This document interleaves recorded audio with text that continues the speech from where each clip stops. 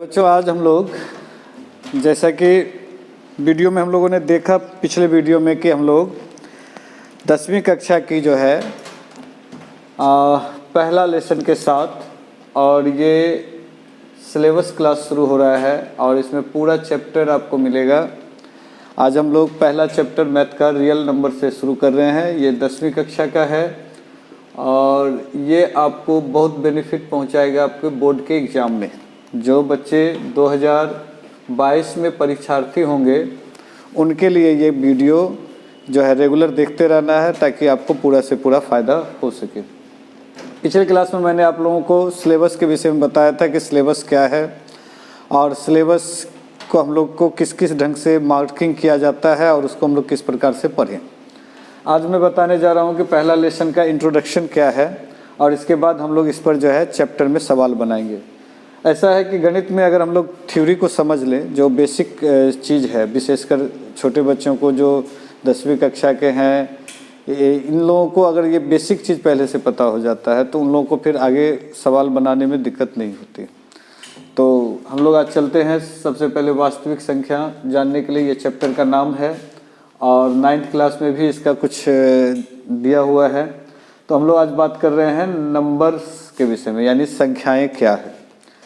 तो यहाँ पर है कि संख्या को हम लोग दो भाग में पढ़ते हैं। एक जो रियल नंबर है जिसको हम लोग वास्तविक संख्या कहते हैं, जिस पर आधारित चैप्टर भी हम लोग को पढ़ना है और इसमें 10 नंबर भी है और इसका जो है 1.1 से लेकर के 1.4 तक पढ़ना है। वो KCC ना हो या फिर NCERT हो, मैं दोनों को लेकर के चलूँगा। तो यहाँ पर रियल नंबर वास्तविक संख्या और दूसरा इमेजिनरी नंबर यानी कि काल्पनिक संख्या, इसको कहेंगे काल्पनिक संख्या। काल्पनिक संख्या। सबसे पहला प्रश्न उठता है कि वास्तविक संख्या कहते किसको है। आखिर इस चैप्टर है तो वास्तविक संख्या है क्या। तो इसके डेफिनेशन कई हैं, लेकिन उसमें जो एकदम सरल और बड़ा ही समझदारी वाला जो एक डेफिनेशन है उसको बस यही कह सकते हैं जो इसके दो हिस्से हैं, मतलब कि परिमेय और अपरिमेय संख्याओं के समुच्चय को वास्तविक संख्या कहते हैं। मतलब हो गया कि जो परिमेय और अपरिमेय संख्या है वही वास्तविक संख्या है। वास्तविक संख्या में अगर देखा जाए तो सारा चीज़ आ रहा है, लेकिन अगर डेफिनेशन की चीज़ में देखा जाए तौर पे तो जो परिमेय और अपरिमेय संख्या है उसके संगठित रूप को, सम्मिलित रूप को या समुचित रूप को या समुच्चय कह दें या सम्मिलित रूप भी कह सकते हैं, यानी कि कंपोजिशन को क्या कह सकते हैं, वह है वास्तविक संख्या। अब बात करते हैं काल्पनिक संख्या किसे कहेंगे, इमेजिनरी नंबर। तो इमेजिनरी नंबर है कि जिसको हम लोग जिस संख्या को रेखा में नहीं ला सकते हैं तो उसी को क्या कहते हैं, इमेजिनरी नंबर। जिस संख्या को संख्या रेखा में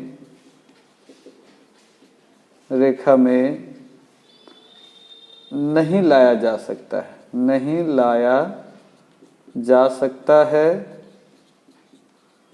उसे इमेजिनरी नंबर कहेंगे। कि मतलब जिसको हम लोग संख्या रेखा में नहीं ला सकते हैं कि हाँ ये 1 या 2 ये नहीं कर सकते हैं, तो वो क्या हो गया, इमेजिनरी नंबर यानी कि काल्पनिक संख्या। अब वास्तविक संख्या को आगे देखते हैं तो ये है दो, एक है परिमेय और दूसरा है अपरिमेय। परिमेय संख्या किसे कहेंगे, तो परिमेय संख्या है कि जिस संख्या को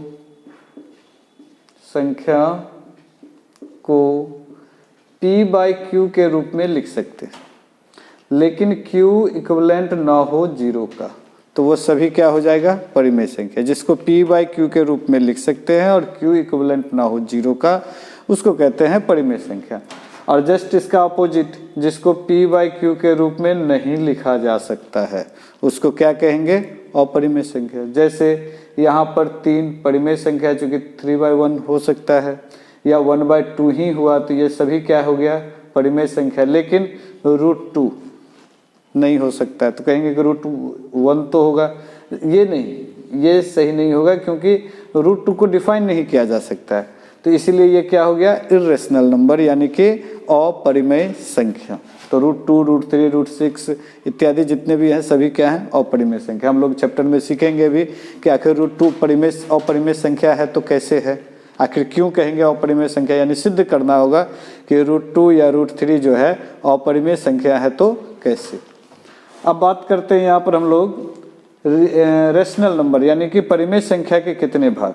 तो परिमेय संख्या के फिर 2 भाग, एक हो गया पूर्णांक जिसको इंटीजर्स कहते हैं, पूर्णांक है। पूर्णांक क्या है, तो नकारात्मक यानी कि ऋणात्मक, धनात्मक और 0 ये सभी मिलकर के क्या बनाता है, पूर्णांक। यानी जैसे कि 1, 2, 3 तो हुआ, लेकिन इससे पीछे क्या हो जाएगा, 0 या -1 या -2 etc क्या हो गया, इंटीजर्स।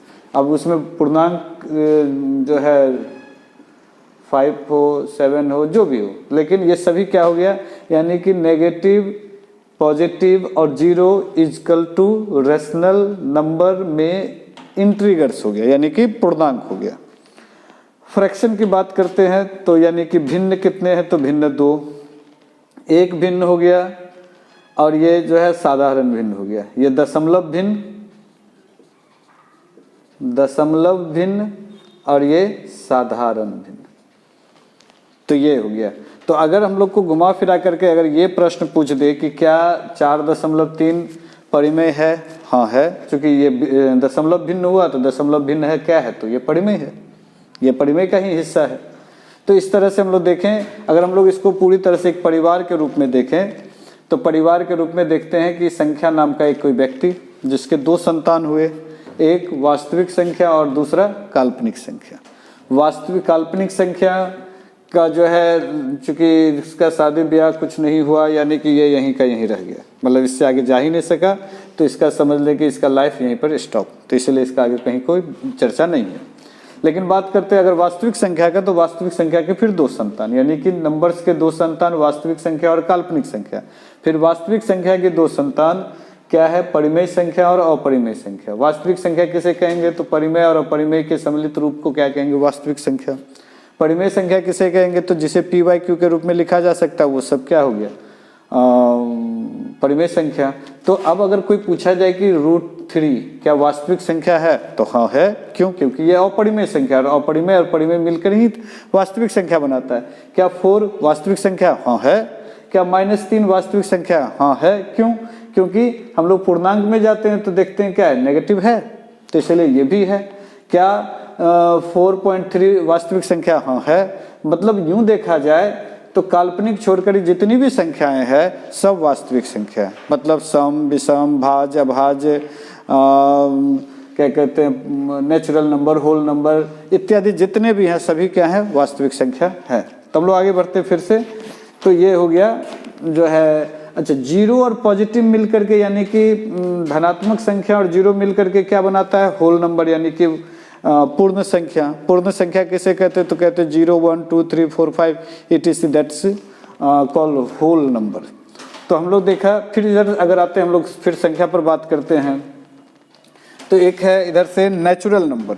नेचुरल नंबर किसे कहेंगे, तो नेचुरल नंबर देखते हैं कि गिनती की संख्या को नेचुरल नंबर यानी प्राकृतिक संख्या कहेंगे। ये सभी क्या हो गया, नेचुरल नंबर। अगर बात करते हैं होल नंबर, पूर्ण संख्या, तो अगर 0 से जो शुरू होता है प्राकृत संख्या उसको कहते हैं क्या, पूर्ण संख्या।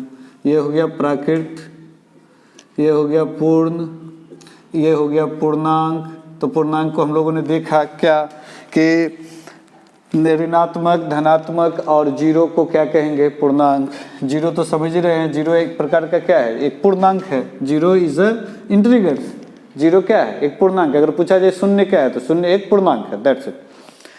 प्राइम नंबर, प्राइम नंबर किसको कहते हैं, तो अभाज्य संख्या। अभाज्य संख्या क्या हो गया, तो अभाज्य संख्या जो अपने और स्वयं एक और स्वयं के अलावा और किसी से भाग ना लगे उसको स्वयं प्राइम नंबर कहते हैं, यानी कि अभाज्य संख्या कहते हैं। इसको क्या कहेंगे, अभाज्य संख्या। तो जैसे क्या हो गया 3, 5, 7, 11, 13, ये सभी क्या हो गया? अभाज्य संख्या। या यूं कह सकते हैं अभाज्य संख्या किसे कहेंगे? तो कहेंगे कि जो संख्याएं, जिन संख्याओं का मौसा 1 होगा, वैसे मौसा क्या कहेंगे? जो अपने और 1 के अलावा किसी से भाग ना लगे, उसको क्या कहेंगे? अभाज्य संख्या। बात करते हैं को प्राइम का। को प्राइम का मतलब हो गया क्या? सह अभाज्य। सह अभाज्य यानी दो संख्याओं का ऐसा जोड़ा जिसका मौसा क्या हो जाए? 1। जैसे 7, 13, ये दोनों का मौसा क्या हो गया? HCF क्या हो जाएगा? 1। तो ये दोनों क्या हो गया? को प्राइम नंबर, यानी कि सह अभाज्य संख्या। अगर बात करते हैं सह अभाज्य में भी ट्विन प्राइम क्या है? तो ट्विन प्राइम हो गया कि जो लगातार दो जो अभाज्य संख्याएं होती है उसको कहते हैं ट्विन अभाज्य। जैसे 3, 5 ये आपस में ट्विन है, 7, 11 ये आपस में ट्विन है, लेकिन 3 और 11 रखेंगे तो ये ट्विन नहीं होगा, तो ये सह अभाज्य है।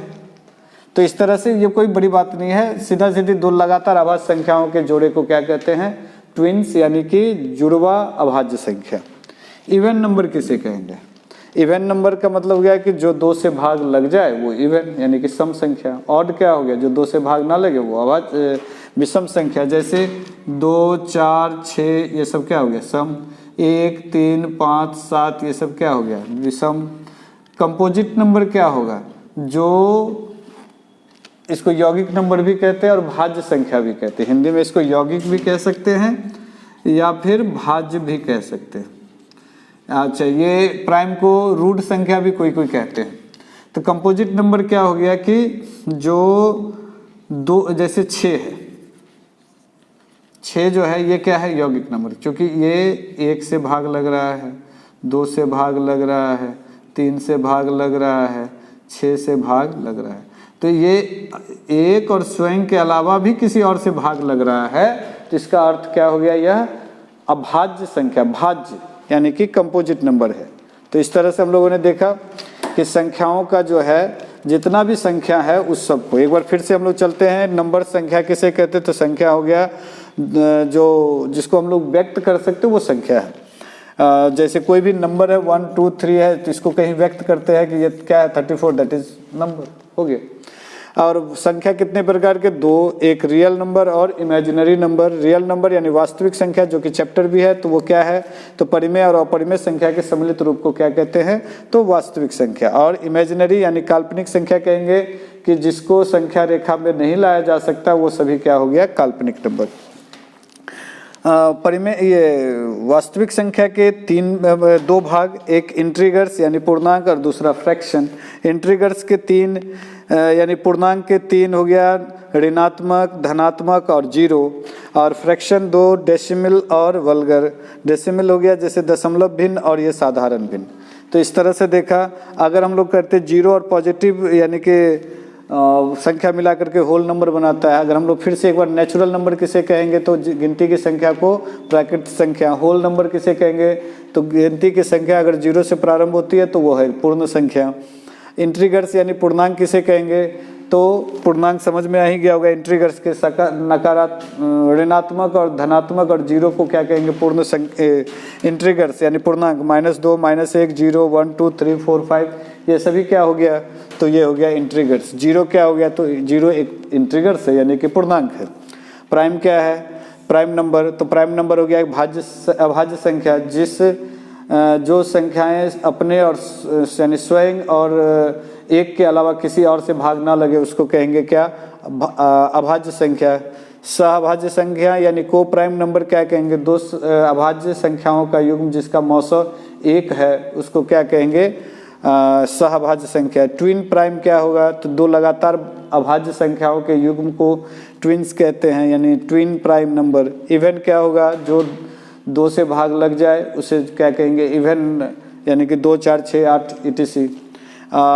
ऑड क्या होगा? जिसमें 2 से भाग ना लगे वो सभी क्या है? ऑड। जैसे कि 47 ऑड है, चूँकि 47 कांट डिवाइडेड बाय 2, मतलब 47 2 से भाग नहीं लग सकता है, किया नहीं जा सकता है, इसीलिए। कंपोजिट क्या हुआ? तो यौगिक जो है या भाज्य संख्या इसको कहते हैं, जो स्वयं और एक के अलावा किसी और से भी भाग लग जाए तो उसको क्या कहेंगे, यौगिक नंबर यानी कि भाज्य संख्या। तो इस तरह से हम लोगों ने देखा। अब हम लोग थोड़ा सा और इसको देखते हैं बेहतर करने के लिए। ये सभी आपका पिलर तैयार किया जा रहा है ताकि आप बेहतर से बेहतर कर सकें और आपको जो है ये सॉल्व करने में दिक्कत ना हो। चैप्टर तो बड़ा आसान है, बहुत तेज़ी से हो जाएगा, लेकिन उसका बेस तैयार करना बहुत ज़रूरी है। बात कर रहे हैं अभी हम लोग क्या, विभाज्यता के नियम को भी थोड़ा सा देख ले। विभाज्यता के नियम, रूल्स ऑफ डिविजिबल। पहला है 2 से, तो जिस संख्या के अंत में है ना, अंत में जिस संख्या के अंत में 0, 2, 4, 6, 8 हो, वो सभी क्या हो जाएगा, 2 से विभाजित। कोई भी संख्या बड़ा से बड़ा संख्या ले ले और इसके अंत में 0, दैट मीन्स 2 से डिवाइड होगा। सिर्फ ये पहचानने के लिए बताया जा रहा है।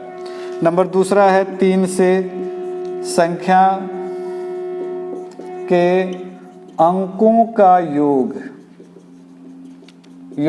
अगर अंकों का योग 3 से विभाजित हो रहा है, अंकों का योग मतलब जो संख्या दिया गया है उसके अंकों का योग अगर 3 से विभाजित होगा तो वो संख्या भी 3 से विभाजित होगा। जैसे इसी संख्या को ले लेते हैं, तो इस संख्या को जोड़ते हैं, 0 + 7 अंक को जोड़ना है, ये सभी अंक को।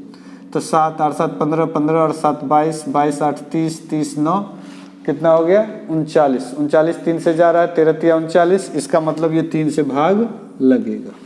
मतलब हो गया कि 9 + 8 + 7 + 8 + 7 + 0 इक्वल टू कितना हो गया, फिर से एक बार जोड़ ले, 9 8 17, 17 और 7 24, 24 और 8 32, 32 और 7 39। तो ये जा रहा है। अगर ये भी नहीं समझ में आ रहा तो ये दोनों को भी जोड़ ले, 9 3 12। ये भी नहीं समझ में आ रहा तो ये दोनों को भी जोड़ ले, 2 1 3। यानी अगर अंकों का योग हर हाल में 3 से भाज्य लगे तो उसका हो जाएगा वो 3 से विभाजित होगा। यानी ये जो संख्या है 9,87,870 ये 3 से विभाजित होगा क्योंकि इसके अंकों का योग 3 से विभाज्य है। बात करते हैं 4 से, तो अंतिम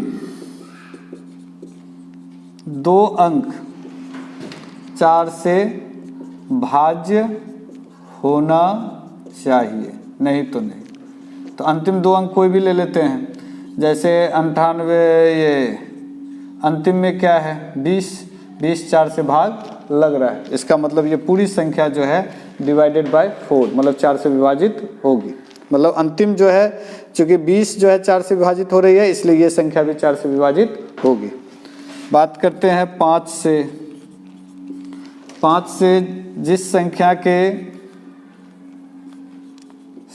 के अंत में 0 या 5 हो, जिस संख्या के अंत में या तो 0 हो या 5 हो, वो संख्या भी 5 से विभाजित होगा। जैसे यही संख्या लेते हैं 987870, अंत में 0 है मतलब ये 5 से विभाजित होगा, या इसके अंत में 5 है तो ये 5 से विभाजित होगा, अदरवाइज नहीं होगा। बात करते हैं 6 से। 6 से विभाजित होने के लिए 2 और 3, जो दोनों से विभाजित होगा वो 6 से विभाजित होगा। बात करते हैं 7 से। 7 के लिए कोई विशेष नियम नहीं है, 7 से विभाजित होने के लिए कोई विशेष नियम नहीं है, लेकिन फिर आखिर कैसे 7 से कोई विशेष नियम एडॉप्ट नहीं किया जा सकता कि नहीं इस शर्त पे रहेगा तो 7 से होगा अन्यथा नहीं होगा, नहीं। हाँ, एक है कि अगर किसी भी संख्या 2 अंकों की संख्या को अगर हम 3 बार लिखते हैं और वो संख्या जब नहीं बनती है तो वो 7 से तय है विभाजित होना। बाद बाकी इसके लिए कोई विशेष नियम नहीं है। जैसे सपोज ये 23 है तो ऑलरेडी अभाज्य संख्या, लेकिन अगर 23 को हम 3 बार लिख देते हैं तो ये जो बन गया 2,32,323, तो ये निश्चित रूप से 7 से विभाजित होगा। या कोई और भी ले लेते हैं 17 17 17 यानी 1,71,717 अगर कोई संख्या है तो वह निश्चित रूप से 7 से विभाजित होगी। तो कोई भी 2 अंकों की संख्या जो लगातार 3 बार लिखा जाए, भले ही कोई भी हो, जैसे 10 10 10, ये भी 7 से विभाजित होगी। तो इस तरह से 7 का नियम है, बाद बाकी और कोई विशेष नियम इसके लिए नहीं है। 8 से बात करते हैं तो जो 4 का थ्योरी था, अंतिम 2 अंक तो यहाँ पर होगा अंतिम तीन अंक। जैसे इसी को ले लेते हैं 987432 तो ये 20 देख रहे थे उसमें, इसमें 320 देखेंगे। क्या ये 8 से जा रहा है? तो 8 चौके 32, ये 30 जा रहा है। इसका मतलब ये पूरी संख्या जो है 8 से विभाजित होगी। बात करते हैं 9 से, तो जो 3 में वही 9 में। इसमें क्या था? अंकों का योग, संख्या के अंकों का योग। इसमें भी है कि संख्या के अंकों का योग 9 से भाज्य हो। तो जो 9 से भाज्य होगा, अगर संख्या के अंकों का योग, जैसे यहाँ हम लोग जोड़े तो ये क्या आ रहा था? इसका योग 39 आ रहा था। 39 फिर 9 से नहीं जा रहा है, तो इसका अर्थ ये निकला कि जो संख्या 9 से विभाजित होगा वो 3 से अवश्य होगा, लेकिन जो संख्या 3 से विभाजित होगा वो जरूरी नहीं है कि 9 से भी हो भी सकता है, नहीं भी हो सकता। जैसे ये विभाजित नहीं हो रहा है 9 से, लेकिन अगर इसी के जगह अगर ये रहता 39 ना, तो 6, यानी कि 98787 के जगह अगर 6 रहता, तो अब जोड़ते हैं 9 8 17, 17 7 24, 24 8 32, 32 और 7 39, 39 6 45, 45 9 5 6 45 जा रहा है। तो इसका मतलब ये क्या होगा? 9 से जाएगा, लेकिन ये 3 से भी जाएगा, क्योंकि 45 जो करते हैं तो 15 तिया 45। तो इसका अर्थ हो गया कि ये एक शर्त है यहाँ पर कि जो संख्या 9 से जाएगा वो 3 से भी जाएगा, लेकिन जो संख्या 3 से जा रहा है जरूरी नहीं कि 9 से जाएगा, जा भी सकता है और नहीं भी जा सकता है। तो हम लोगों ने देखा यहाँ पर 9। फिर उसके बाद अगर देखते हैं आगे,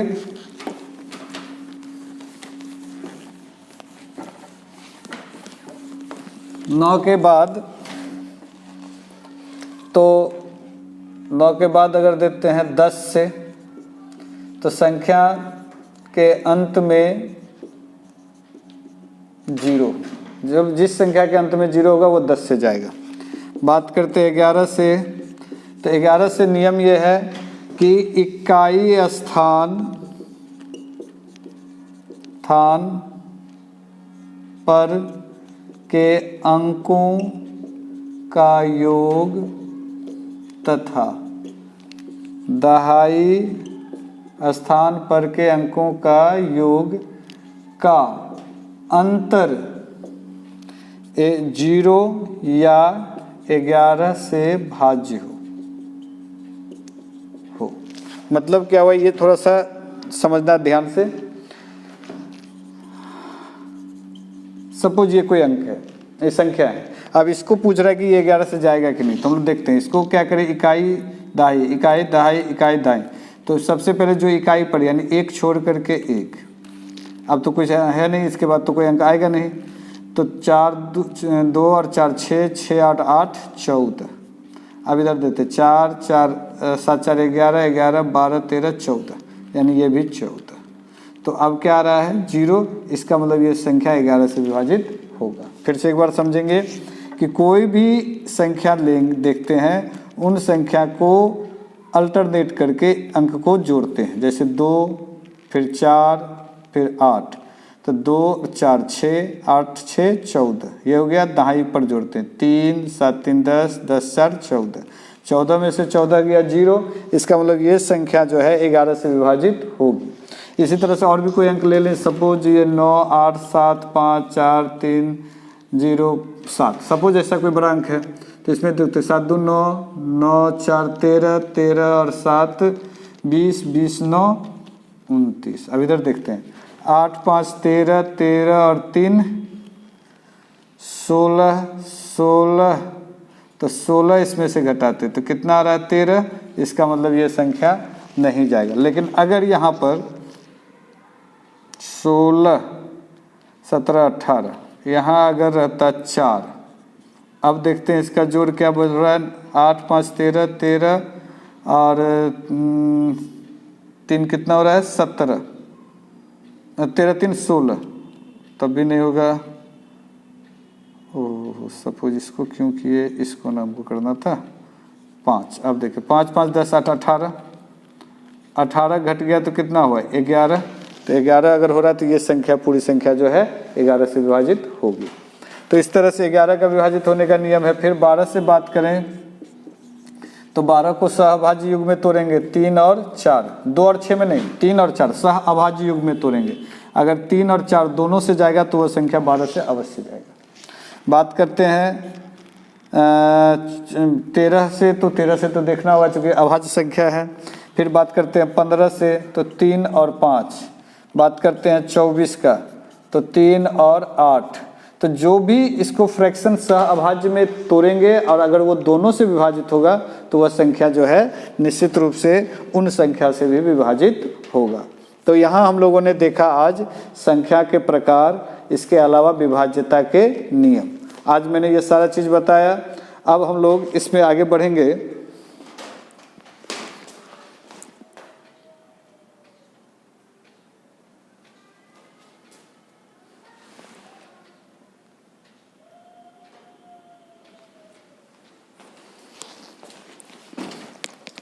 आगे बढ़ेंगे। अब जो है इस चैप्टर का शुरुआत के लिए हम लोगों को एल्गोरिथ्म का परिमेय देखना होगा। तो एल्गोरिथ्म का जो है कोई बहुत ज़्यादा परेशान नहीं होना है। जैसे ABQ+R, यानी A बराबर BQ+R, ये एल्गोरिथ्म का प्रमेय है। इसमें A हम लोग पहले भी जानते हैं कि इसको कहते हैं भाज्य। ये हो गया, जिससे भाग देते हैं वो हो जाता है भाजक। जो भाग देने के बाद आता है वो होता है भागफल, और अंतिम में जो कुछ अगर बचता है तो वो होता है शेष। ये थ्योरी को समझेंगे हम लोग। अब ये चैप्टर का सब मैं आपको अस्त्र शस्त्र दे रहा हूँ ताकि आप जो है इस चैप्टर को पूरी तरह से अच्छी तरह से बना सकें। अब है क्या कि इसमें जानना होगा हम लोगों को HCF और LCM को। तो चैप्टर को अगर हम लोग देखते हैं, आज मैं इसका श्री गणेश कर रहा हूँ। चैप्टर है, मैं इसमें दोनों को बताऊंगा। जैसे आज NCERT का, यानी बिहार सरकार जो बुक चला रही है, या फिर CBSE में जो बुक चलती है, तो उसमें बस अंतर मीडियम का होगा कि वो अंग्रेजी मीडियम में है या हिंदी मीडियम का है। तो लेकिन क्वेश्चन वही होंगे। तो आप जो है मैथ के लिए कोई बहुत बड़ा मैटर नहीं होता है भाषा, क्योंकि उसमें कैलकुलेशन है, तो वो आपके आसानी से समझ में भी आएगा। तो वो है क्या कि पहला प्रश्न अगर आ रहा है, मैं किताब को अगर देखता हूँ तो इसमें पहला है कि HCF निकालना है। 3 सवाल इसमें दिया हुआ है, और एक का इसमें कि 135 और 225 दो में दिया हुआ है 196 और 38 220, और तीसरा दिया हुआ है 867 और 255। तो आज मैं बस थोड़ा सा हिंट कर रहा हूँ कि HCF के लिए। HCF क्या है? HCF को हाईएस्ट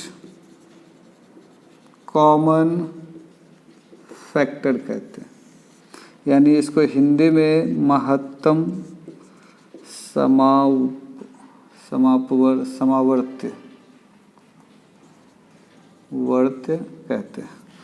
एक्चुअल में ये क्या कहा जा रहा है कि जो सबसे बड़ा फैक्टर हो, जो कॉमन हो, वो वही आपका HCF कहलाता है। HCF निकालने की 2 विधि मैं बता रहा हूँ।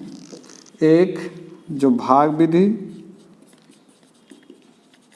और दूसरा गुणन खंडन विधि, और इसी से मैं LCM को भी फॉलो करवाऊंगा। तो चूंकि इससे LCM है नहीं सिलेबस में, लेकिन फिर भी तो भाग विधि की अगर बात करते हैं तो जैसे यही मेरे पास एक प्रॉब्लम है कि 135 और 225 में भाग दे देते हैं। एक बार में जाएगा 0, 9 3 12। इसमें जो अंतिम भाजक होता है वही HCF कहलाता है। 135 से अब वो 90 जो शेष बचता है उससे हम लोग भाग देते हैं उस भाजक में। तो 90 कम 90, 5, 4, फिर इधर 90 को देते हैं 45 दूनी 90, ये कट गया।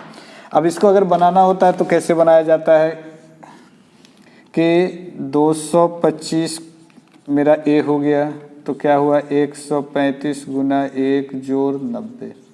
ये तब तक दिया जाता है जब तक कि शेष की जगह 0 ना हो जाए। फिर अब क्या हो गया 135 भाजक बन जाता है और मेरा जो है 90 135 भाज्य बन जाता है, 90 जो है भाजक बन जाता है, तो 90 कम 90 और इधर बच जाता है शेष 45।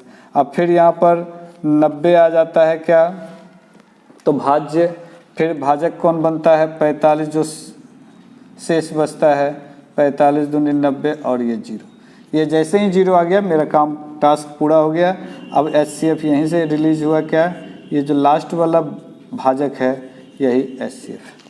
तो इस तरह से हम लोग इसको बनाएंगे। यहाँ पर ये A हो गया, ये B हो गया, ये Q हो गया, ये R हो गया, तो A equal to BQ plus R। अब इसी तरह से B चेंज होते जाता है, R चेंज होते जाता है, A चेंज होते जाता है।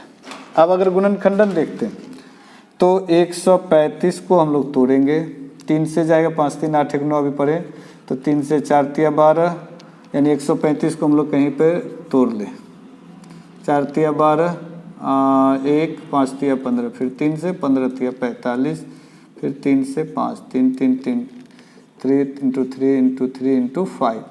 और बात करें फिर कितना 225 को भी तोड़ लें, है ना, तो इसको भी 3 से जाएगा 75 बार में, 3 से 25, 5 5 5 3 15 15 से 15, ठीक है 225, यानी हो गया 3 गुने 3 गुने 5 गुने 5।